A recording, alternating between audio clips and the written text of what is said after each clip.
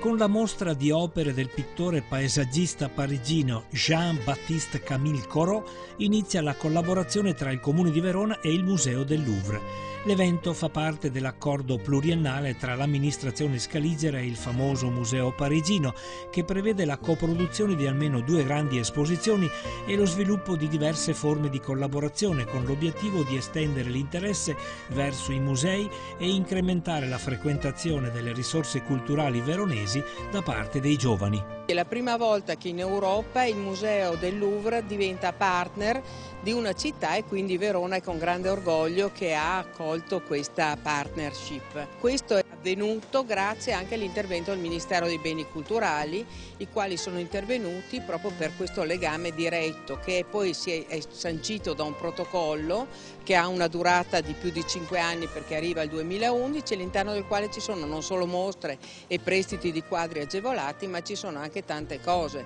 per esempio il fatto di capire come si può avvicinare il mondo dei giovani, come si può in qualche misura diffondere la cultura, che non è più un bene di pochi ma una necessità di tanti.